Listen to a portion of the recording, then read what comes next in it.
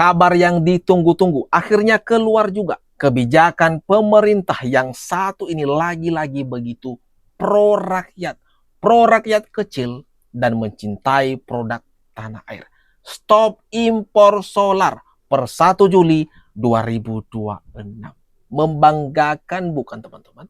Ini dia videonya. Mari kita tonton sampai selesai. 1 Juli, wassalam, 1 Juli, tutup, nggak ada impor solar.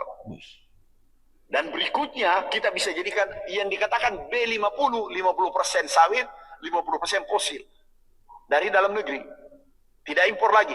Nantinya 100%, nggak ada impor. Bensinnya dari sawit, solarnya dari sawit. Inilah kita diganggu terus. Banyak yang tidak bahagia dengan Indonesia kita kawal menuju superpower. Negara lain tidak bahagia, dia ganggu kita.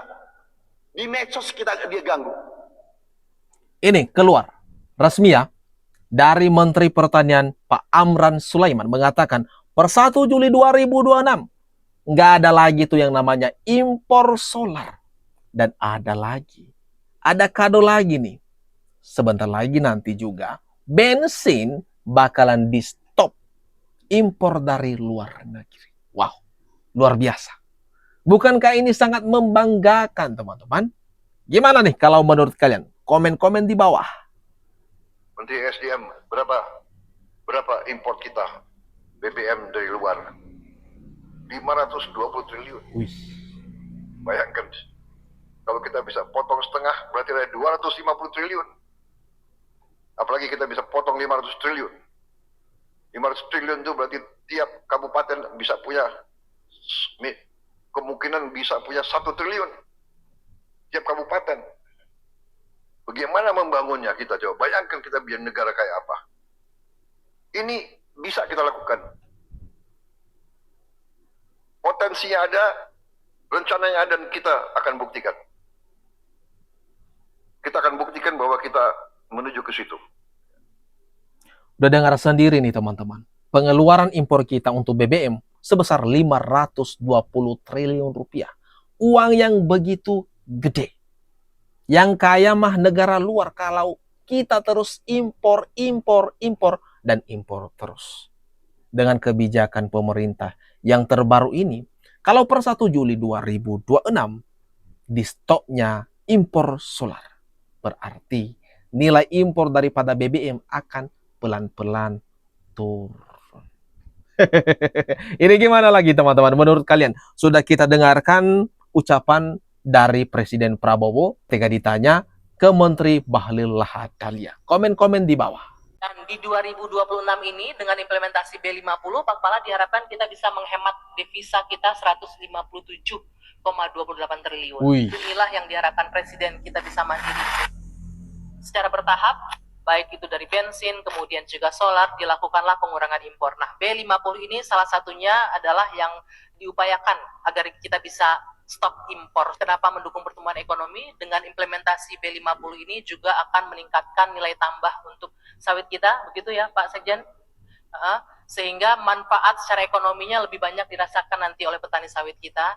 Inilah faktor utama sebenarnya kenapa akhirnya 1 Juli ini nanti diimplementasikan. Walaupun di beberapa sektor masih tahap uji teknisnya berjalan, kami memastikan bahwa implementasi ini akan dilakukan serentak. Dan itu, bayangkan teman-teman, dengan nanti kita menyetop impor BBM atau khususnya ini solar per 1 Juli 2026, yang dihemat itu dari uang negara 157 sekian triliun rupiah. Ini bukan ratusan juta lagi, tapi triliun rupiah teman-teman. 157 triliun rupiah uang negara dihemat. Kemudian sawit, itu tentunya harga sawit di Indonesia, para petani bisa lebih sejahtera lagi. Memanfaatkan komoditas yang ada. Ngapain kita terus-terus impor dari negara luar kalau kita bisa mengolah komoditas yang ada? Ini gimana? Kalau menurut kawan-kawan, komen-komen di bawah ini. Kan bisa aku buka, dada aku buka, baca di dalam. Apa keinginan Bapak Presiden dan apa yang kami laksanakan. Itu 1 Juli B50, tahu bukan saja B50, kita mau menuju B100. Tapi, ada tapinya, hati-hati. Jangan BB, B50, B60. Kalau ini kami melihat di Brasil, kalau nanti harga CPO naik, kita lepas. Kalau perlu tinggal B10. Paham maksudku? Begitu turun harga dunia, kita tarik lagi sampai B70. Paham maksudku? Sehingga dolarnya udah bisa kita naik. Jadi kita mainkan dunia. Kita mainkan lewat CPO. Politik luar negeri, politik ekonomi kita bisa kita mainkan lewat CPO. Oke? Kalau Brasil, harga gula naik, dia lepas gula. Harga gula turun, dia lepas etanol. Tahu yang kita lakukan? Kita mau etanol, bensin nanti kita gantikan dari etanol. Dan sekarang ini, sementara berproses, bensin dari CPO. Kalau itu yang terjadi, tidak ada ketergantungan Indonesia pada negara lain. Kita negara mandiri energi dan pangan. Wah, luar biasa teman-teman. Semoga proses ini benar-benar terwujud. Yang sekarang ini, yang per Juli itu teman-teman, itu solar dari sawit B50. Bahkan ini nanti ada perkembangannya lagi sampai B100. Hingga nanti bensin, tidak lagi kita impor. Tapi ada dari produk kita sendiri. Ada dari komoditas kita sendiri. Sehingga kita tidak perlu takut, cemas soal BBM Indonesia. Ada kok komoditasnya.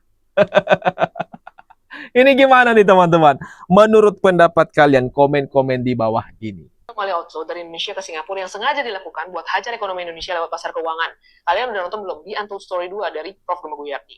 Nih, kalau kalian belum nonton, gue ringkasin. Karena menurut gue ini menarik banget buat dibahas. Jadi buat kamu yang IQ Gorilla, mohon maaf. Kalau kalian tidak suka dengan ini, silakan skip dan jangan nonton. Videonya lebih panjang daripada The Untold Story yang pertama, kurang lebih 41 menit. Di sana, Prof. Gema ngejelasin tentang adanya anomali ekonomi di Indonesia, di mana fundamental ekonomi Indonesia secara data itu solid, PDB 5,61%. Even let's say pakai hitungannya abang sebelah 4,8%. Inflasi terkontrol 3%-an, cadangan devisa aman, rasio utang juga aman. Pertanyaannya, kalau fondasinya kuat, kok IHSG juga mata uang rupiah malah kena tekanan jual yang begitu besarnya? Nah, dari sana, Prof. Gema juga nyorotin kemungkinan peran elit global, adanya pola tekanan lembaga pemerintah seperti MSCI, UBS, dan juga Moody's yang kasih sentimen negatif terus-menerus yang memicu outflow dari Indonesia. Perkara juga adanya anomali outflow yang ngalir ke Singapura yang selama ini disebut sebagai simpul utama modal Amerika di Asia. Singapura itu jadi salah satu pusat konsolidasi modal global yang diduga dijadiin cangkang untuk menekan negara-negara yang nggak sejalan sama kepentingan elit global.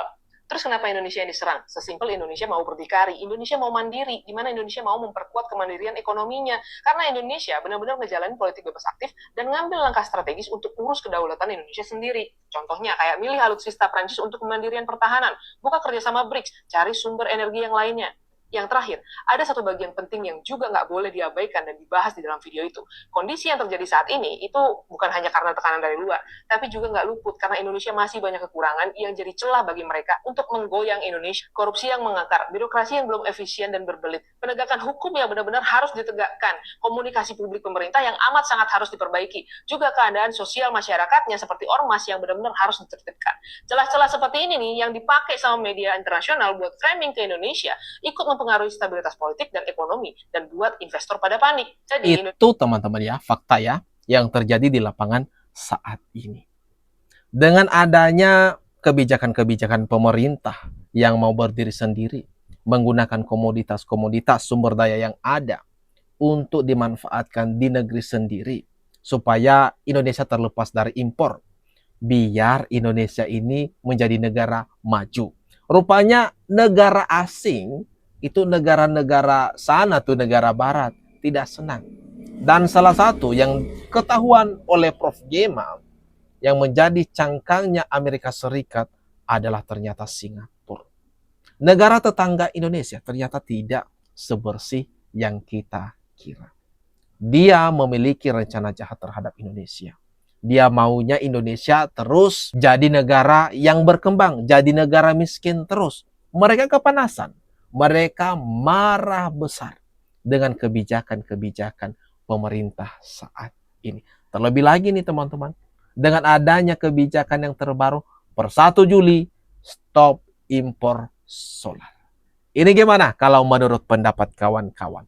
Mari kita diskusikan lebih lanjut di kolom komentar yang ada di bawah.